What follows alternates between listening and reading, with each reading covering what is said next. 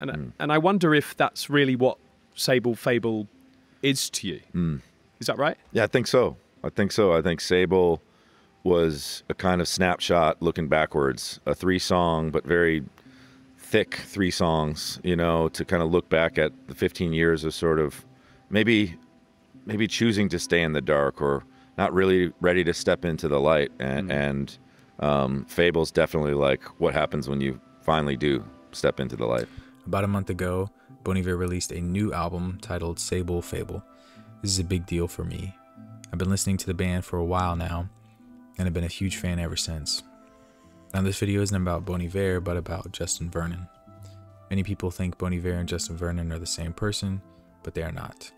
Justin is the main member of the band, but he has also allowed many people over the years work with him developing his music. All of the songwriting is personal to Justin's experience, which is what I love most about the music. It allows you to relate to this guy, and for the words to sink in deeper at an individual level. What I think is so special about the album is it feels like the finish line for this mental and emotional journey that Justin has been on ever since his first album. His first album was released in 2008, titled For Emma Forever Ago.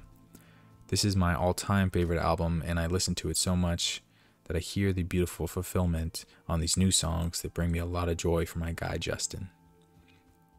I do love his other albums, but these are my 2 favorites.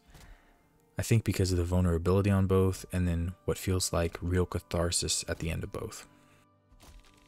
I was like, let me just get these songs done and just kind of sneak them out there, so I can just get them off my chest, because that's what I really needed to finish them, to learn what was inside them. And that's where you started. That's what For Emma is, right? Yeah, I've just got to get it out there. Yeah, 100%. And this record, it as much as that first record, if not more, was really like just a keystone for healing and kind of growing away from this time period where I felt trapped.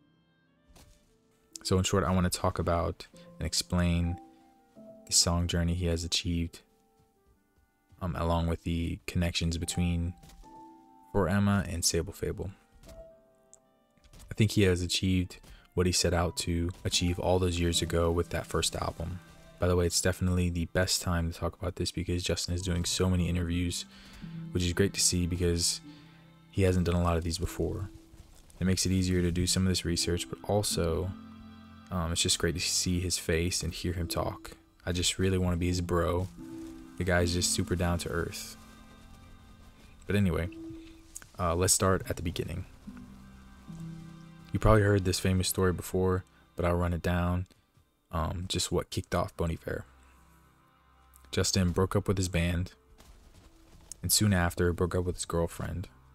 While both of these things happened, he also got mono that led to liver problems. Life was just kicking him while he was down. He needed a place to recover away from the busy moving life. He went to his father's hunting cabin in Wisconsin in the coldest months of winter. This is where his name came from. Bon Iver is a misspelled French word meaning good winter. When he got there, his plan wasn't really to make music, but obviously this was 2006, so he didn't really have a lot to do. No real connection to the outside world. He just had basic music equipment lying around. In his hibernation, he starts to make this music. This music was an effort to understand his feelings. This is a way to speak to his subconscious and have it speak back. That's why the lyrics seem to not be understandable on a first listen. I am just like waiting to feel something move through me, right? When you're just making something up, or it's like you're waiting, and then the story kind of tells itself. If you can just like put yourself in there with your subconscious and let the music kind of, it's magic, you know? He takes the feeling and the environment to write imagery and symbolism that pulls you into the cabin with him. I don't know how he makes some of these songs feel so grand with just a few pieces of equipment, but he does. Most songs he just uses a rattly guitar that feels very appropriate for the lonely feeling. You unravel his words and start to understand his feelings while understanding your own. All of these words are sung with a high falsetto, which makes it more vulnerable. He's definitely a surrealist, which makes a lot of this work up to interpretation for each individual, allowing for more relatability. Now, Justin himself says that what people get wrong all the time is thinking Emma was the girl that Justin most recently broke up with. He went on to say that it's not that simple. For Emma is about a lot of things. One of the feelings I think he's trying to express is the feeling of losing a first love and then never getting over that, even after all of these relationships.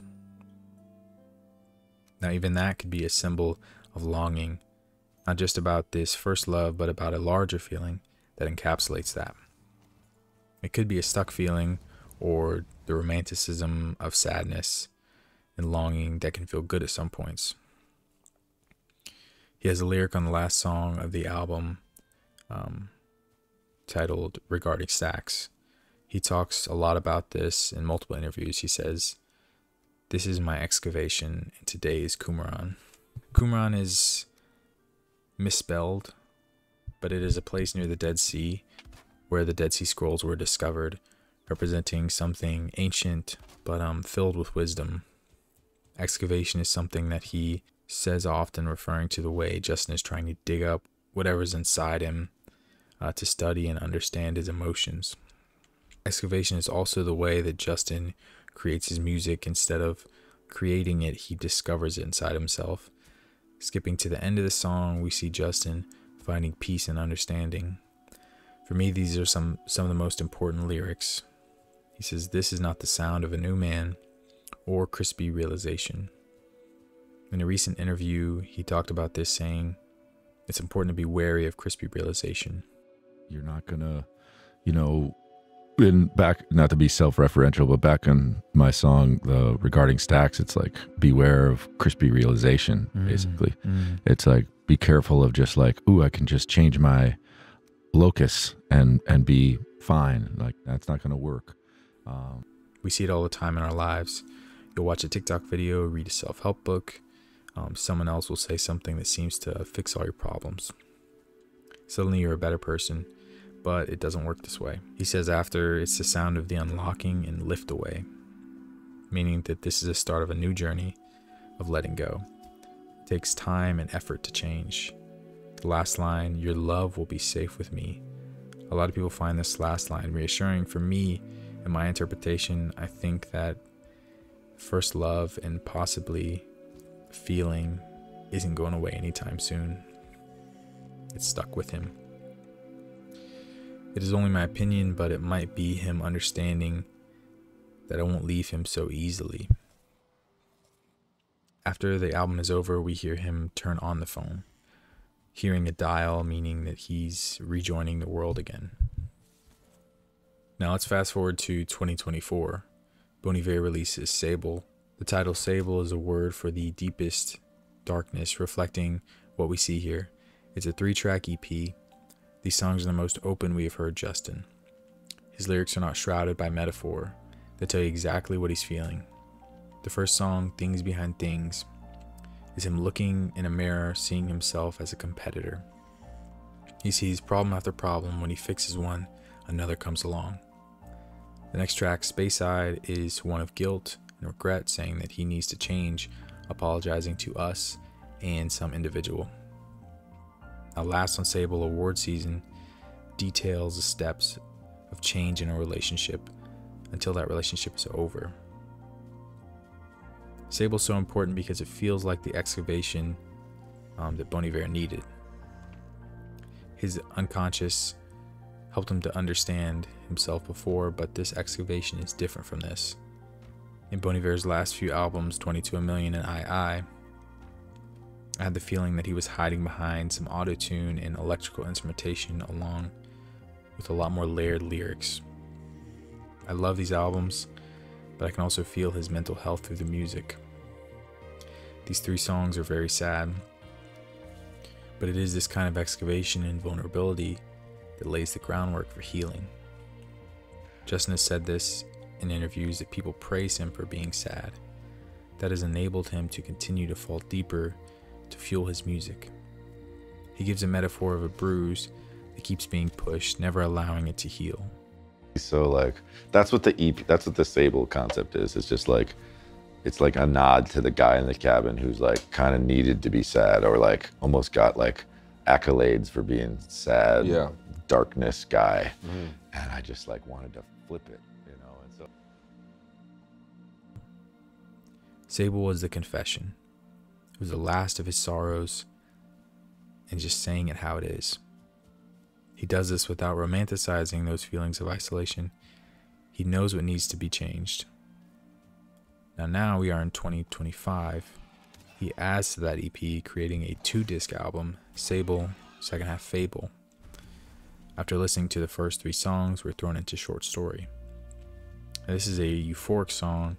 It's uncharacteristically bright for Bon Iver, starting off with the lyrics, "Oh, the vibrance, sun in my eyes, till you can no longer see." It describes positivity and happiness so powerful it crowds your vision.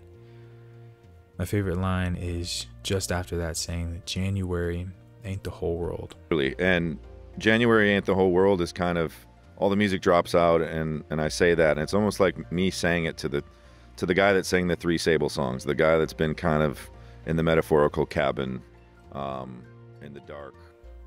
This starts a stream of positivity through this song, transitioning to the next song, Everything is Peaceful Love.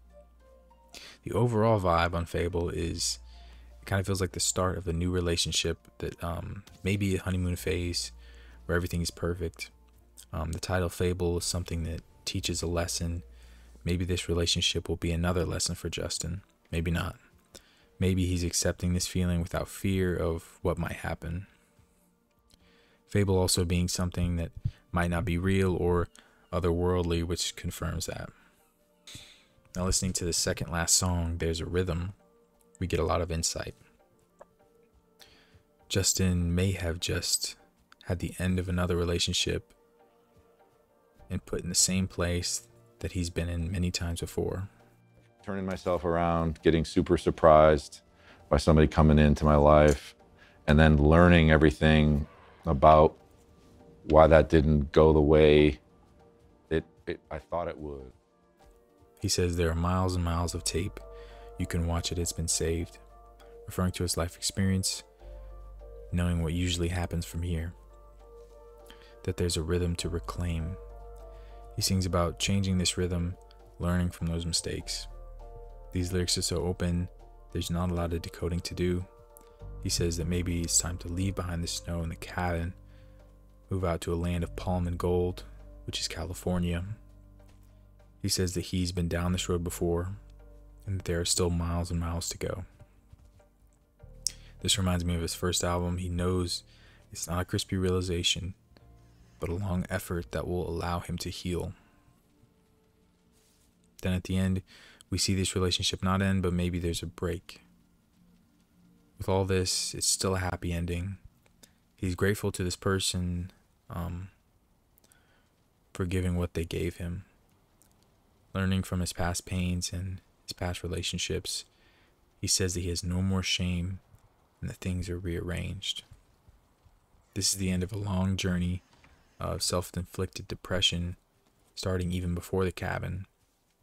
He's letting that bruise heal without pushing on it. Obviously, life isn't going to be rainbows and butterflies every day. He knows that, and just accepting the moment.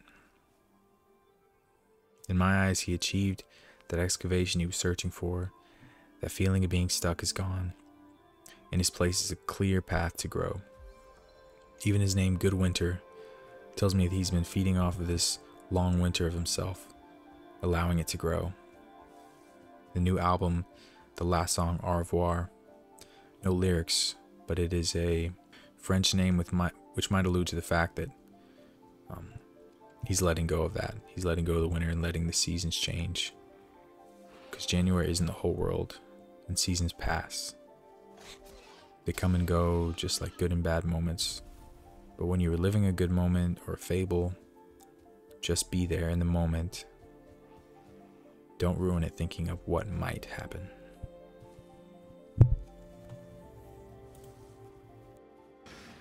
In your own words, did this album conclude positively or negatively for you? it concludes with acceptance, which is our true goal. Because you can experience joy with presence, and you can experience loss with presence. And if you can experience them with the same mechanism, you can find beauty, true, magical, heavenly beauty in both joy and in loss.